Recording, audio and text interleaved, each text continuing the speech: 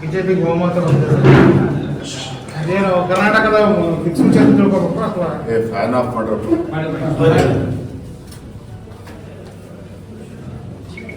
ತಾವು ಇತ್ತೀಚೆಗೆ ಕರ್ನಾಟಕದಲ್ಲಿ ನಡೆದಂಥ ಪಟ್ಟಣ ಪಂಚಾಯತಿಯ ಚುನಾವಣೆಗಳನ್ನು ಗಮನಿಸಿದ್ರೆ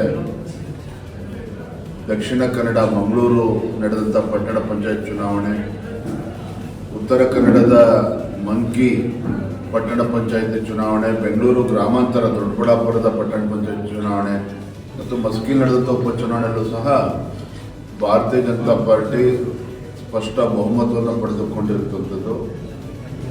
ಇದರಲ್ಲಿ ಮೇಲ್ನೋಟಕ್ಕೆ ಗೊತ್ತಾಗ್ತದೆ ಕಾಂಗ್ರೆಸ್ ಸರ್ಕಾರದ ದುರಾಡಳಿತದ ವಿರುದ್ಧ ಜನ ಇವತ್ತು ಬೇಸತ್ತಿದ್ದಾರೆ. ಇದರ ಪರಿಣಾಮ ಏನು ಅಂತ ಹೇಳಿದ್ರೆ, ಸಿದ್ದರಾಮಯ್ಯ ನೇತೃತ್ವದ ಕಾಂಗ್ರೆಸ್ ಸರ್ಕಾರ ತನ್ನ ವೈಫಲ್ಯಗಳನ್ನು ಮುಚ್ಚಿ ಹಾಕಿಕೊಳ್ಳುವಂತ ಸಲುವಾಗಿ ಕೇಂದ್ರ ಸರ್ಕಾರದ ವಿರುದ್ಧ ಒಂದು ದ್ವೇಷದ ರಾಜಕಾರಣವನ್ನ ಮಾಡ್ತಾ ಇರುವಂಥದ್ದು ದುರ್ದೈವ. ಈ ರಾಜ್ಯದ ಮುಖ್ಯಮಂತ್ರಿಗಳಾಗಿ ಏನು ಕೇಂದ್ರದಲ್ಲಿ ನರೇಂದ್ರ ಮೋದಿಜಿಯವರು ಮನ್ರೇಗಾ ಸಾಕಷ್ಟು ಸುಧಾರಣೆಗಳನ್ನು ತಂದು, ಬಿಲ್ಲನ್ನು ಕಾಯ್ದೆನ ತಂದು, ವಿಕಸಿತ ಭಾರತ್ ಜಿ ರಾಮ್ಜಿ ಅಂತೇಳಿ ಬದಲಾವಣೆಗಳನ್ನು ಮಾಡಿ, ಮಹಾತ್ಮ ಗಾಂಧೀಜಿಯವರ ಕನಸೇನಿತ್ತು ಗ್ರಾಮ ಸ್ವರಾಜ್ಯದ ಕನಸು, ಆ ಕನಸನ್ನು ನನಸು ಮಾಡುವಂಥ ನಿಟ್ಟಿನಲ್ಲಿ ನರೇಂದ್ರ ಮೋದಿಜಿಯವರು ಸಾಕಷ್ಟು ಸುಧಾರಣೆಗಳನ್ನು ತಂದಿದ್ದಾರೆ. ಒಂದು ಉದಾಹರಣೆ ಹೇಳೋದಾದರೆ, ಗ್ರಾಮೀಣ ಭಾಗದ ಬಡವರಿಗೆ, ಕಾರ್ಮಿಕರಿಗೆ ಅನುಕೂಲ ಆಗಲಿ ಅಂತ ಹೇಳಿ 100 ದಿನ ಇದ್ದಂಥ ಉದ್ಯೋಗ ಖಾತ್ರಿ 125 ದಿನಕ್ಕೆ ಏರಿಸಿರುವಂಥದ್ದು. ಸಾಕಷ್ಟು ಭ್ರಷ್ಟಾಚಾರಗಳು ಮುಂಚೆ ನಡೀತಾ ಇತ್ತು. ಆದರೆ ಅದೆಲ್ಲದಕ್ಕೂ ಕೂಡ ಕಡಿವಾಣ ಹಾಕಿ ಡೈರೆಕ್ಟ್ DBT ಮೂಲಕನೇ ಹಣ ಅವರಿಗೆ ತಲುಪಬೇಕು. ಕೆಲಸ ಮಾಡೋ 15-20 ದಿನದಲ್ಲೇ ಅವ್ರ ಪೇಮೆಂಟ್ ತಲುಪಬೇಕು. ಮುಂಚೆ 3 ತಿಂಗಳು, 4 ತಿಂಗಳು, 5 ತಿಂಗಳಾದ್ರೂ ಕೂಡ ಅವ್ರಿಗೆ ಪೇಮೆಂಟ್ ಬರ್ತಾ ಇರಲಿಲ್ಲ.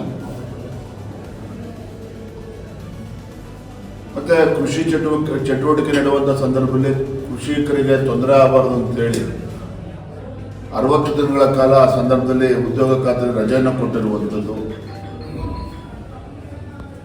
ಯಾಕೆಂದರೆ ಪ್ರತಿ ವರ್ಷ ಸುಮಾರು 85-86 ಸಾವಿರ ಕೋಟಿ ದೇಶದಲ್ಲಿ ಇವತ್ತು ಉದ್ಯೋಗ ಖಾತ್ರಿಯಲ್ಲಿ ಹಣ ಕೊಡಬೇಕಾದ್ರೆ ಕೇಂದ್ರ ಸರ್ಕಾರ ಒಂದು ಪಾರದರ್ಶಕತೆ ಇರಬೇಕು, ಬಡವರಿಗೆ ಕಾರ್ಯಕ್ರಮಗಳು ಹಣ ತಲುಪಬೇಕು, ಮತ್ತು ಗ್ರಾಮೀಣ ಭಾಗದಲ್ಲಿ ಒಂದು ಅಸೆಟ್ ಕ್ರಿಯೇಷನ್ ಆಗಬೇಕು.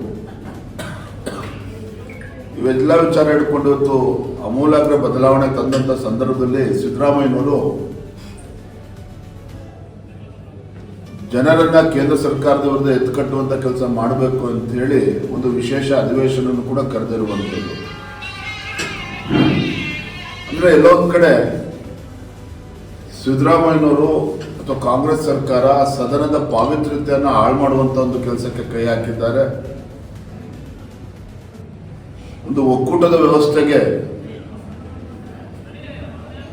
ತೊಂದರೆ ಕೊಡುವಂಥ ಕೆಲಸಕ್ಕೆ ಇವತ್ತು ಕಾಂಗ್ರೆಸ್ ಸರ್ಕಾರ ಕೈ ಹಾಕಿರುವಂಥದ್ದು. ಎಲ್ಲದರ ನಡುವೆ ದೇಶದ ಜನ, ರಾಜ್ಯದ ಜನ ಇವತ್ತು ಯಾವತ್ತೂ ಕೂಡ ನರೇಂದ್ರ ಮೋದಿಜಿಯವರು ಕೈ ಹಿಡಿದಿದ್ದಾರೆ. ಅವರ ಜನಪ್ರಿಯತೆ ಇನ್ನೂ ಹೆಚ್ಚಾಗ್ತಾ ಇರುವಂಥದ್ದು ಕೂಡ ತಾವು ಗಮನಿಸ್ತಾ ಇದ್ದೀರಿ. ಇವತ್ತು ಮಹಾರಾಷ್ಟ್ರದ ಮುಂಬೈ ಮಹಾನಗರ ಪಾಲಿಕೆ ಚುನಾವಣಾ ಫಲಿತಾಂಶ ಇರ್ಬೋದು, ಸ್ಥಳೀಯ ಚುನಾವಣೆಗಳ ಫಲಿತಾಂಶ ಸ್ಪಷ್ಟವಾಗಿ ಗೊತ್ತಾಗ್ತದೆ. ನರೇಂದ್ರ ಮೋದಿಜಿಯವರ ನಾಯಕತ್ವಕ್ಕೆ ಇವತ್ತು ದೇಶದ ಜನರು ಕೂಡ ಇನ್ನೂ ಹೆಚ್ಚೆಚ್ಚು ಬೆಂಬಲವನ್ನು ನೀಡ್ತಾ ಇರುವಂಥದ್ದು. ಕರ್ನಾಟಕದಲ್ಲಿ ಇವರು ಏನೇ ಗೊಂದಲವನ್ನು ಸೃಷ್ಟಿ ಮಾಡುವಂಥ ಕೆಲಸ ಮಾಡಿದ್ರೂ ಸಹ ಸಿದ್ದರಾಮಯ್ಯ ಸರ್ಕಾರ, ಭಾರತೀಯ ಜನತಾ ಪಾರ್ಟಿ ಇದನ್ನ ದಿಟ್ಟವಾಗಿನ ಉತ್ತರವನ್ನು ಕೊಡ್ತೇವೆ. ಬರುವಂಥ ದಿನಗಳಲ್ಲಿ, ನಾಳೆ ದಿನ ಬಳ್ಳಾರಿನಲ್ಲಿ ರಾಜ್ಯದಲ್ಲಿರೋ ಕಾನೂನು ಸುವ್ಯವಸ್ಥೆ ಹದಗೆಟ್ಟಿದೆ, ಮತ್ತು ಭ್ರಷ್ಟ ಕಾಂಗ್ರೆಸ್ ಸರ್ಕಾರದ ವಿರುದ್ಧ ಒಂದು ಬೃಹತ್ ಹೋರಾಟವನ್ನು ನಾವು ನಾಳೆ ಹಮ್ಮಿಕೊಂಡಿದ್ದೇವೆ. ಅದೇ ರೀತಿ ಮುಂದಿನ ದಿನಗಳಲ್ಲೂ ಕೂಡ ಬೇರೆ ಬೇರೆ ರಾಜ್ಯದ ಬೇರೆ ಬೇರೆ ಕಡೆಯಲ್ಲೂ ಕೂಡ ಗೃಹಲಕ್ಷ್ಮಿದಲ್ಲಿ ಏನು ಹಗರಣಗಳಾಗಿದೆ, ರೈತರಿಗೆ ಯಾವ ರೀತಿ ಅನ್ಯಾಯ ಆಗ್ತಾ ಇದೆ, ಇವೆಲ್ಲದ್ರ ಬಗ್ಗೆ ನಾವು ವಿವಿಧ ಹಂತದಲ್ಲಿ ಹೋರಾಟವನ್ನು ತೆಗೆದುಕೊಂಡಿದ್ದೇವೆ. ಸರ್, ಕರ್ನಾಟಕದ ಸರ್ ಕಾನೂನು ಸುವ್ಯವಸ್ಥೆ ಬಗ್ಗೆ ಸರ್, ಅಕ್ರಮ ಬಾಂಗ್ಲಾ ವಲಸಿಗರ ಬಗ್ಗೆ ತುಂಬ ಸೋಷಿಯಲ್ ಮೀಡಿಯಾದಲ್ಲಿ ವೈರಲ್ ಆಗ್ತದೆ ಸರ್. ನೋಡಿ, ಇಷ್ಟಾದರೂ ಕೂಡ ಅಹಿಂದ ಹೆಸರು ಹೇಳಿಕೊಂಡು ರಾಜ್ಯದ ಅಧಿಕಾರದ ಚುಕ್ಕಾಣಿ ಹಿಡಿದಿರ್ತಕ್ಕಂಥ ಸಿದ್ದರಾಮಯ್ಯನವರು ಅಲ್ಪಸಂಖ್ಯಾತರ ಓಲೈಕೆ ರಾಜಕಾರಣ ಮಾಡ್ತಾ ಇದ್ದಾರೆ ಹೊರತು ಹಿಂದುಳಿದ ಸಮುದಾಯಗಳಿಗೆ ಯಾವುದೇ ಒಂದು ನ್ಯಾಯವನ್ನು ಕೊಡ್ತಾ ಇಲ್ಲ. ಭಾರತೀಯ ಜನತಾ ಪಾರ್ಟಿ ಯಾವತ್ತೂ ಕೂಡ ಅಲ್ಪಸಂಖ್ಯಾತರ ವಿರೋಧಿಗಳಲ್ಲ.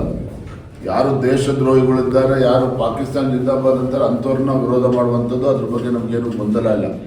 ಆದರೆ ಸಿದ್ದರಾಮಯ್ಯನವರು ಈ ರೀತಿ ಪದೇ ಪದೇ ಹಿಂದೂಗಳಿಗೆ ಅಪಮಾನ ಮಾಡ್ತಾ ಇರುವಂಥದ್ದು, ಮತ್ತು ಅಕ್ರಮ ಬಾಂಗ್ಲಾದೇಶಿನ ವಿಚಾರದಲ್ಲೂ ಸಹ ಇವ್ರದೇ ಸರ್ಕಾರ ಮನೆಗಳನ್ನು ಕಡುವು ಹಾಕ್ತಾರೆ ಅಕ್ರಮ ವಲಸಿಗರು ಅಂತೇಳಿ. ಕೆ.ಸಿ. ವೇಣುಗೋಪಾಲ್ ಕಾಂಗ್ರೆಸ್ಸಿನ AICC ಜನರಲ್ ಸೆಕ್ರೆಟರಿ ಹೇಳ್ತಾರೆ ಅಂತೇಳಿ ಹೆದರುಕೊಂಡು ಮುಖ್ಯಮಂತ್ರಿ ತನ್ನ ಕುರ್ಚಿಯನ್ನು ಉಳಿಸ್ಕೊಳ್ಳೋದಕ್ಕೋಸ್ಕರ ಇವತ್ತು ಅಕ್ರಮ ವಲಸಿಗರಿಗೆ ಬಾಂಗ್ಲಾದೇಶಿಗೂ ಕೂಡ ಮನೆ ಕೊಡೋದಕ್ಕೆ ಮುಂದಾಗಿರುವಂಥದ್ದು ಇದು ಅಕ್ಷಮ್ಯ ಅಪರಾಧ. ಬರುವಂಥ ದಿನಗಳಲ್ಲಿ ರಾಜ್ಯದ ಜನ ಇವತ್ತು ಇವರಿಗೆ ಕಾಂಗ್ರೆಸ್ ಅವರಿಗೆ ಬುದ್ಧಿಯನ್ನು ಕಲಿಸ್ತಾರೆ.